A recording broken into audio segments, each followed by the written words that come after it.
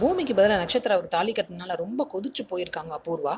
நம்ம வீட்டிலேயே இருந்துட்டு நம்ம சாப்பாடை சாப்பிட்டு இந்த செர்ரி என்ன பண்ணி வச்சிருக்கான்னு பார்த்தீங்களா மாமா அப்படின்னு சந்திராவை ஏற்றி விடுறாங்க.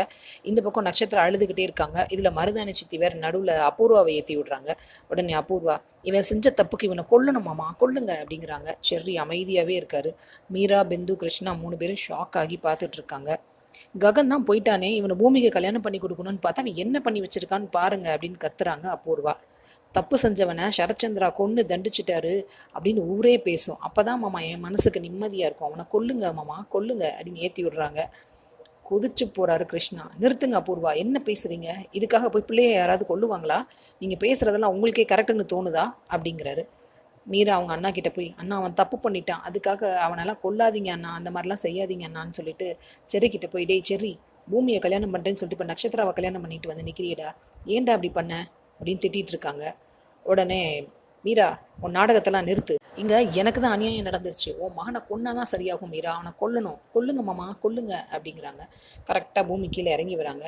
சித்தி சொல்கிறது கரெக்டு தான்ப்பா, செரியை கொண்டுடுங்க, அவன் சாவு மட்டும்தான் நம்ம வீட்டோட மரியாதைக்கும் கௌரவத்துக்கும் பரிகாரம் அப்படிங்கிறாங்க.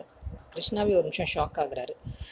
கரெக்டு தான்ப்பா, இதில் எந்த டவுட்டுமே கிடையாது, கன்னை எடுங்கப்பா, அவனை ஷூட் பண்ணுங்க அப்படிங்கிறாங்க. சரத்சந்திரா சொல்கிறாரு, எனக்கும் அவ்வளோ கோவம் தான்மா வருது, ஆனால் சின்ன வயசுலேருந்து வளர்த்துருக்கேனே, அதான் யோசிக்கிறேன் அப்படிங்கிறாரு. உங்களுக்கு கஷ்டமாக இருந்தால் சொல்லுங்கப்பா, சித்தி கொண்டுருவாங்க அப்படின்னு சொல்கிறாங்க. இந்த வீட்டுக்கு நியாயம் கிடைக்கணும்னு அது ஒன்று தான்ப்பா வழி அப்படின்னு சொல்கிறாங்க.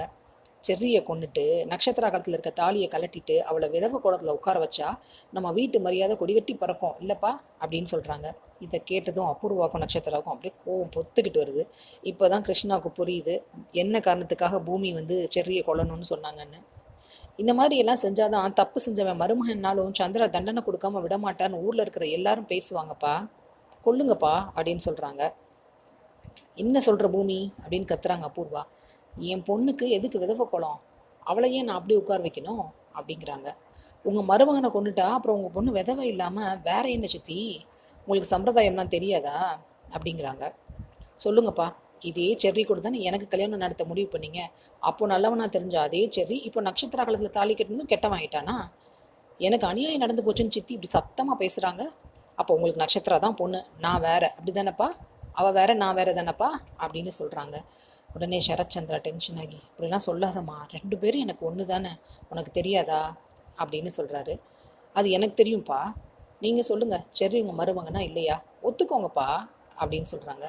அப்படி எல்லாரும் அவர் பதிலை பார்த்துக்கிட்டே இருக்காங்க என்ன சொல்ல போகிறாருன்னு. ஒத்துக்கிறேன் அப்படின்னு சொல்கிறாரு. ஃபைனலாக ஒரு ஸ்டேட்மெண்ட் சொல்லிடுறாரு. அவன் நட்சத்திராவுக்கு புருஷன், எனக்கு மருமகன் அப்படின்னு. இப்போ அபூர்வா என்ன பண்ண போகிறாங்க, புதுசாக என்ன பிளான் பண்ணி யாரை கொலை பண்ண போகிறாங்க, வெயிட் பண்ணி பார்ப்போம். சீரியல் அப்டேட்ஸ்க்கு எங்கள் சேனலை சப்ஸ்கிரைப் பண்ணுங்கள். மீண்டும் அடுத்த வீடியோவில் சந்திப்போம்.